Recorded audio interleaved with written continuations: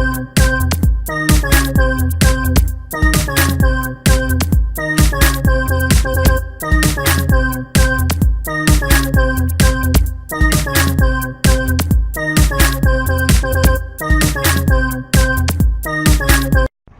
what's up? This is Brad with Despite Fitness, and I've had a few friends and some people asking about bench technique, and so I'm going to use my buddy here, Jordan, and I'm going to give a little bit of a class on how I set up for bench. Obviously this isn't necessarily meant to be an end-all be-all. You know, you're going to have to kind of take some of the tips and tricks that I talk about, and then apply them to yourself, see if it works for you. It's all just kind of a matter of trial and error. But generally, I feel like this kind of a setup, this kind of technique, will help most people increase their bench pretty quickly, especially if you're not necessarily a powerlifter. All right, so when we talk about bench technique, we talk about the setup, right? So setup is important, and so to kind of demonstrate that, I want to give an example real fast. So Jordan's going to face me, not against the wall. Step out. All right. So if I push Jordan, right, what's going to happen? He's probably going to step back, right? Okay, so he's got nothing supporting him. So I push, he moves, right? Same thing with a bench, okay? Now back against the wall. All right, now his back's against the wall. If I push, what's going to happen? Probably nothing, right? He doesn't go anywhere. All right, so it's the same kind of deal with the setup on the bench. You want to make sure that you utilize that bench for support and get yourself tied into the bench, because that's all the support that you're given. So in benching, and really with any movement, stability is power. So we're going to set up on the bench now, and we'll kind of go through the setup. So in terms of setting up on the bench, all right, when you set up, this is the only surface that you have, right? So you want to try to utilize as much of the surface as possible.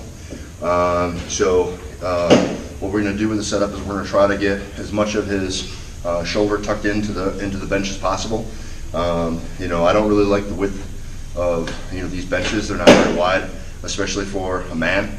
It's more suited for females and like smaller individuals.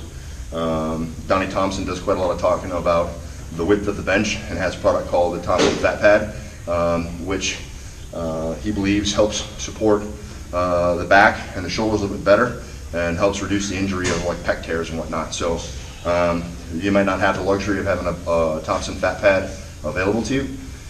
So one thing that you can do is if you have a piece of like foam padding or something like some denser foam, you can lay that down, and that can act a little bit like additional support.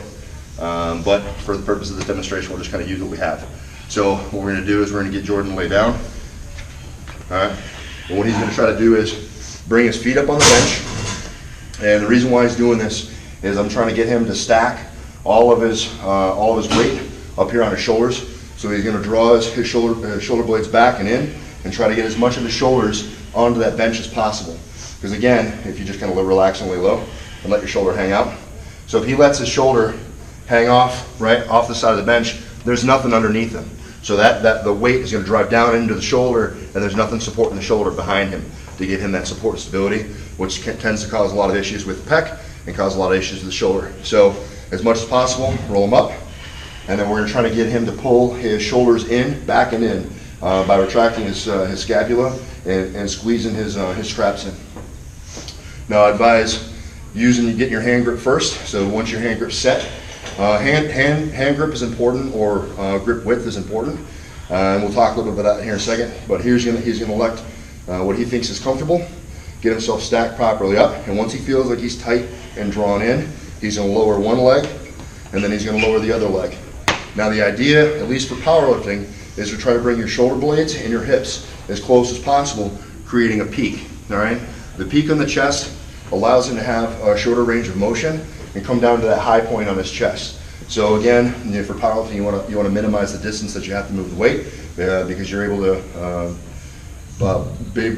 push a little bit more by having to move less distance. All right, so once he's set, everything needs to be tight. So with bench and with every other lift, really, stability is power. So if he's got his feet loose and flopping around, he's bleeding off stability, he's bleeding off power. So everything needs to be tight. It's really kind of a whole body exercise. Abdominals are tight, the traps are drawn, shoulder blades are pulled back, and the legs are driving. So Essentially, he wants to be pushing so hard with his legs that if he wasn't holding onto this bar, that he'd push himself off the back of the bench. All right, so when doing bench, if you're trying to maximize your performance, I always advocate taking a lift off.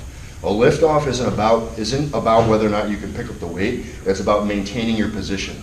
So if you lift off on your own, you're going to have a tendency to bring your shoulders out and push them forward. And once you're holding the weight, it's hard to get yourself locked into position appropriately. So that's why I advocate locking in first, getting yourself set, and then letting a spotter know when you're ready for the lift off, because then all you're basically doing is just rotating out and trying to maintain position. All right? Go ahead. And down, up. Okay? So on. All right, you're good. I'm gonna sit here.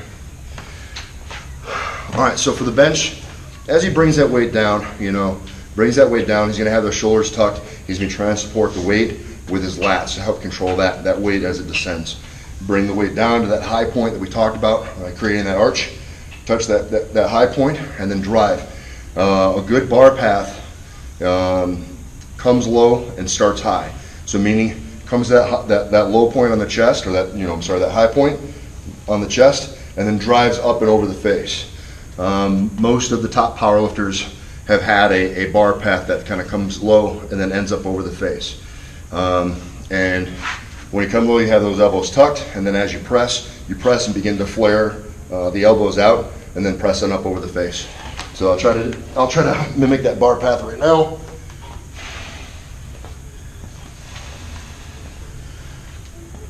Comes low, end up over the face. So now as far as hand selection for grip, I had a buddy ask me about taller lifters having a wider grip. That's kind of a fallacy. Brandon Lilly has a video where he talks about grip width, and he uses the example of punching somebody if you're going to fight. So he says, if you're likens it to a wide grip bench. If you're going to fight somebody, are you going to punch somebody out here? No, because there's no power. If you're going to punch somebody, you're going to stack in on the punch. Right? So you're going to make sure that your fist is in front of your wrist is in front of your elbow's in front of your shoulder, and you're going to drive through. The bench is pretty much the same way. You essentially want to stack up, and so that's something that I've been hearing a lot in videos, and people have been talking about is stacking. And I think that that's an important concept, is you want to make sure that everything's in line. When you move that weight, if you get body parts out of alignment, you're just creating additional stress on those joints and those muscles. So however wide you end up going, you want to kind of make sure that the weight sits over the wrist is over the elbow, and the elbow is generally over the shoulder.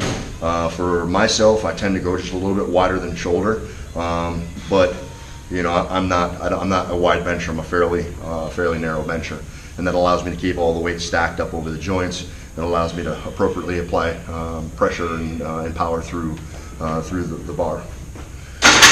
Let me see what else. Another important piece of this, as I mentioned, is the leg drive. So benching is a whole body exercise. It's not just the upper body. You really want to make sure that you're driving with your legs as well. So keeping everything tight, keeping the quads driving. And you almost want to, like I said, push yourself off the back of the bench. And when I bench too, I like to make sure that my glutes are squeezed as well. And this helps kind of keep me locked position to make sure that my butt stays on the bench. For competition benching, you want to ensure that your butt and your shoulders maintain contact with the bench at all times. And that'll allow you to have a good competition bench, but also allow you to maintain that stability. Again, if you're lifting your butt, you're moving things around a little bit, you're creating instability and you're losing power.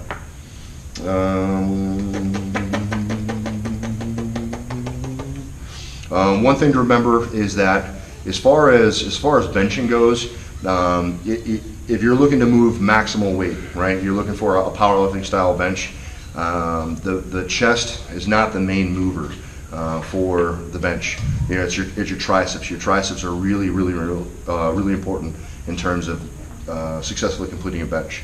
If you watch most people bench, whenever they're at their upper end, what they typically do is come down, touch the chest, and then once they drive off, they stall out a little ways off the chest. This is about where the triceps take over and finish out the bench.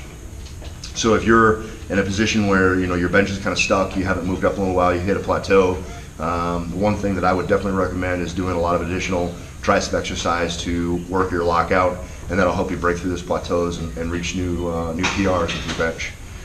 So these are just a few things to consider when setting up for a bench to try to get yourself in maximal position. I hope that I haven't forgotten anything. If you guys have any questions, leave comments below, or hit me up, whatever. I'd love to answer whatever questions you have, respond to whatever you may ask. Just want to thank my buddy Jordan for coming and being my demonstrator and kind of helping me kind of discuss the setup. If you guys like the video, press that like button. I appreciate you guys sharing it with your friends, family, anyone that lists. You know that I don't, and I appreciate subscribes, man. There's been had a lot of people jump in lately. I think we're up to 50, so we're growing every week, and I certainly appreciate all you guys tagging in. Just remember, whatever you guys think that you can't do, or whatever you believe is holding you back, train to spite.